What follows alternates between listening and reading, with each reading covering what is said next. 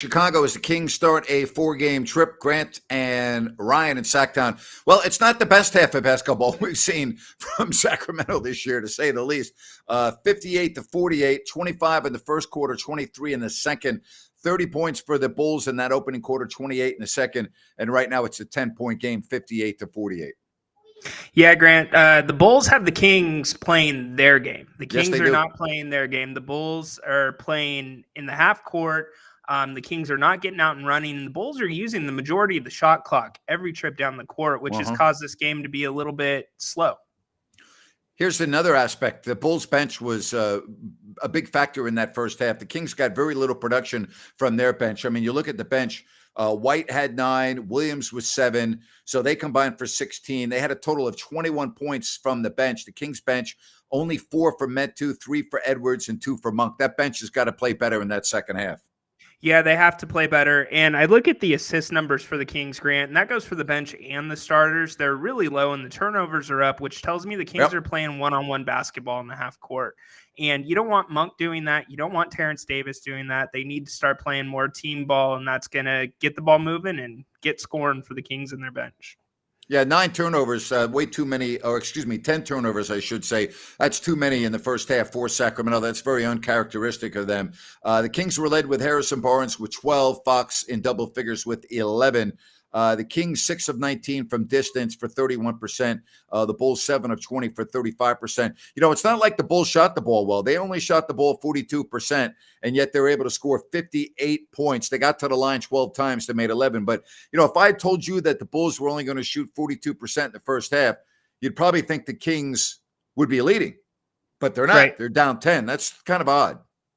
Yeah, it is. I mean, one, it comes down to shot selection, Grant, for the Bulls, and I know that they're not shooting a great percentage, but two, the Kings aren't getting the shots that they normally get. They're not getting the same opportunities, you know, out on the fast break in the half-court offense. So they've really got to play their game in this second half, and like you said, the bench production, that's got to get boosted as well. You know, they said about looking a bit gassed. They better not look gassed because this is the first of, they have 5 games in the next 7 nights. So I don't, you know, listen, we got to stop talking about how the Kings look tired or whatever, whenever they don't play well. Stop it. All right. You know, as far as the rotations being messed up with Trey Lyles, I don't want to hear about that either. You know why?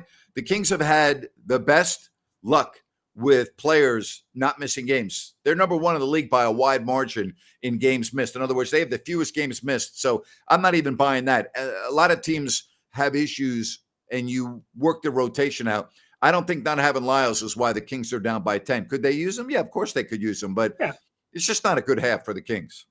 No, it wasn't. And I don't think Trey Lyles really makes a huge difference in that first half, the way that this game's being played right now. No. And the Kings, they've always had that next man up mentality this year. And that's just the way it's got to be this game. And we know that they're capable of pulling this off. They've just got to get it together. Kevin Huerter, you know, I listened to your pregame show. You were talking about, you know, he's on a bender right now. Well, he did not shoot the ball well in that first half, only 1 of 5, including 1 of 3 from downtown. So you get the consistency. Guess what? Sabonis, 9 points, 9 rebounds, 5 assists. Gee, we're shocked by that. I mean, he's just a walking stat machine. He's a machine, isn't he? And then he is. I mean, he's just unbelievable. But, you know, again, it's a 10-point game. You got to figure the Kings are going to get going at some point. Yeah, you would hope so. And I mean, the course of the season and their work will tell you that they will get going at some point. Let's just hope it's not too late because they've got to control DeMar DeRozan. Kessler Edwards did a much better job in the second quarter of that, but DeRozan 17 points, that's way too much in the first half. He averages typically 25 for the game. Fox will definitely be All-NBA. The question is, will be first, second, or third team. He shouldn't be any worse than second team All-NBA. Sabonis will be All-NBA too. So they'll have, again, the question is, they're going to be first, second, or third is the deal. All right, Brian wants to chime in. Grant, I'm stating a fact. The rotations are messed up. You have Metu playing with Sabonis, Len playing center because Holmes is out. Well, Brian, if that's really true, then the Kings have no chance in the playoffs. Okay, so if you really believe that, then say goodbye to the season. All right. If you think that missing Trey Lyles against the Chicago Bulls is going to mess up your rotations to a point where you're not able to function, then your season's over. Let's just call it the way it is. And Brian, to add to Grant's point, I'm not so sure it's a Trey Lyles thing. It's a matchup thing tonight with Andre Drummond. Thank you. So I think you got to look there as well. Every game's a little bit different depending on who the other team's putting on the floor. Absolutely. And Drummond comes off the bench. He plays 8 minutes, but you're right. That is, a matchup. As far as the Kings being flat, this or that, you're going to have games where you don't play as well. Listen, it's the first game of a road trip, 3.5-hour flight. It's okay. They'll get their offense going. I'm not so sure they win the game, but they'll get their offense going 58-48 at the break. All right. What do you think the final score is going to be, boys and girls? What do you think? Ryan, what do you think the final score is going to be tonight?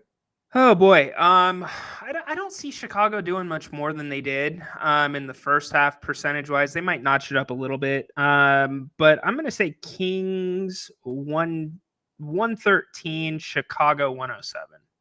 All right, I think the Bulls are going to win this game 114-108. Okay, so we're 1 point off on each side. Yeah, I don't like the way the Kings are playing.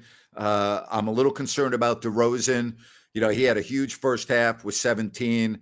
Vucevic is doing his thing. You have Zach LaVine, who was only 2 of 9, and yet the Bulls are up by 10. That's why I'm picking the Bulls to win this game. It's because of Zach LaVine. I think he's going to really get going. Well, and here's the other thing too with DeRozan. LaVine, yeah, he can go at any moment. We've seen him get to the rack just like that tonight. But DeRozan's getting to the free throw line. And he's not taking it to the hoop. That's mid-range stuff. That's pump fakes. That's fundamental. So the Kings got to stay on their feet and not go for that pump fake for him because he's 6 for 6 from the line, shoots 87% from the line. That continues. That could be trouble. All right. A lot of folks chiming in with their scores. We appreciate that. Yep. Again, it is 58-48. Somebody's got this game going into overtime, 3 overtimes. That would be a very low-scoring game for 3 overtimes, but we got you down 135-134. Somebody thinks the coach will get a technical and fire the team up. We've got Fox will turn it up in the 4th. Well, Fox pretty does. I can't get on Fox for any of his quarters. Okay. Oh my gosh. Well, good. I'm glad that they're playing. Are you at the G1 Center? They always have the games on when the Kings are playing home and on the road. 119-112 Bulls. Some of the other predictions we're getting, again, it's only 10.5. Kings can erase a 10-point deficit in, a minute or two. So I'm not as worried about what the score is. I'm worried about how the Kings are playing right now. And another reason why I'm picking the Bulls is they're up by 10, shooting only 42%. And again, Zach LaVine only has 9. Those are the 2 reasons why I am picking the Bulls to win this game. Yeah, and there is some room for an improvement with the Kings starters as well. You're only getting 3 points, like you mentioned earlier in the show with Herter. I think there's some room for improvement there. Harrison Barnes, I'd like to see him continue doing what he's doing. But yeah, they've got to find a way to get back to the game that they like to play, because right now it is not their game. It's the Bulls game, and the Kings are just living in their world. 58-48. Keegan's a little bit slow, 15 minutes, 4 points, 4 rebounds. Again, we talk about this all season. He's up and down. That's what you get from a rookie, and that's the way it's going to be. So, I'm okay with that. 58-48 at the half. I'm okay with what Keegan Murray's done this year. I mean, he's one of 5 starters on a team that's 3rd in the West. By the way, speaking of 3rd in the West, Memphis is losing in the 3rd with 5 minutes left by 16 at Miami. So they're probably going to lose that game. That'll be good for the Kings as long as the Kings get on track and pick this one up. Yep. Yeah, absolutely. So you got the Kings winning. What was the score again? 113-107. 113-107. Okay. Other scores, Dallas and San Antonio separated by a point in the second quarter. At the break in Minnesota, Boston leads Minnesota 44-43. How about the Lakers getting blown out in Houston at the break 62-48? So those are some other scores in the Western Conference. Yeah, Houston decided to start playing basketball once they were mathematically eliminated, huh? Mm-hmm. How about that? So, yeah, big game to watch tonight with the Warriors and the Clippers as well. That's one to keep your eyes on. All right, absolutely. I want to tell you about Bennett's, Eureka, and, there we go. Eureka and Lead Hill in Roseville and corner of Howe and Fair Oaks. We talk so much about their menu and everything. Don't forget about the food to go. They do a lot of takeaway orders, food to go available at Bennett's. And there's so many other things that we're going to talk about. Their prime rib that they have on the weekends is amazing. It's incredible. So keep in mind, if you like prime rib on the weekends down at Bennett's, it's awesome. Again, Roseville, Sacramento, they're going to be coming to Rockland soon. Really want to, first of all, thank so many of you that have reached out to me and Ryan and said that, hey, you've gone to Bennett's, you've tried them out, you really like them. And Brian's a huge King supporter, he and his family, and we greatly appreciate everything that they do for us. Thank you very much. Roseville and Sacramento and in Rockland, they are coming soon. That's Bennett's. You will love what they have. All right. 58-48 at the break. Both teams really not shooting well, and yet Chicago is up by 10. What do you think the big key here in this second half is going to be? I think assists, Grant. I think assists are huge. I mean, besides the obvious with the bench, but when we're not passing the ball around, that means we're playing one-on-one and we're not out and running. So they've got to be in the 30s with assists right now. I believe they're at 12. Yeah, 13 assists, 10 turnovers is not going to cut it in the second half. So a near 30 would get it done. I think one of the real keys in this second half, I've got two keys. Okay. Number one's the bench. The bench has got to do more. The bench only scored 9 points in that first half. So the bench has got to do more, a lot more. And they've got to continue to keep Zach LaVine in check. He's a guy that can just go crazy. Those are the two things that I think the Kings need to do to come back and win this game. Absolutely. Zach LaVine, who was almost a King a few years ago, he can get it going really, really quick. Yeah, absolutely. So don't forget, Ryan and I will be back after the game as well. This is, we talk about winnable games, and this is certainly one of them. It's also a stretch of a lot of basketball with 5 games in 7 nights, including tomorrow in Brooklyn. So you lose an hour going from the Central Time Zone to the Eastern Time Zone.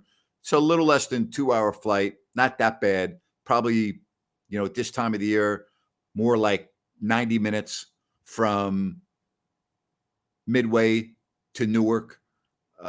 Then, it's about 45 minutes by the time you get on the bus, get to the hotel. So you're probably not going to get to New York until 2:33 in the morning. Quick turnaround, Nets tomorrow. So, again, it's all part of the NBA, but you want to make sure you get this game tonight. By the way, the Nets are not playing tonight. So they're going to be rested waiting for you tomorrow. Yeah, and the Bulls, they're coming off of a 3-game break or a 3-day break. So they've been well rested. But Mr. Napier, knowing his jet stream, saying it's going to be a little quicker flight to Brooklyn.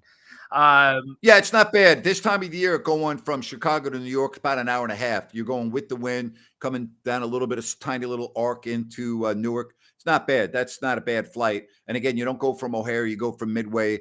Quick bus ride from the airport. The issue really is losing an hour that's the issue, and the fact that you're playing a team that is not playing tonight. Those are the biggest issues. The travel is not a big deal. It's not a long flight. Gotcha. Yeah, and this isn't the way you want to start off the road trip either. If the Kings came out and lost a competitive game, that's one thing. But to play the way they're playing right now, you don't want to roll into a back-to-back with Brooklyn coming off of a loss like this if they lose. So. Yeah, absolutely. All right. Enjoy the second half, everybody. Ryan, good stuff. And we will look forward to hopefully talking about a Kings W. And then somebody asked me again, Justin, I don't think, in all due respect to the audience, who you've been great, I don't think you realize how challenging that would be for me. If you're asking me to announce a game via YouTube, that's quite an undertaking. It's quite an undertaking. Could I do it? It would require a lot of work. All right. And by that, I mean, to make it sound good. I don't want to do it and not have it sound good. If I could do it legally, not get in trouble. Yes. Napes. I could do it, but it would require a lot of work. Napes, yes, I think Justin wants to know about phone calls on the YouTube show. Oh, phone calls. I'm sorry.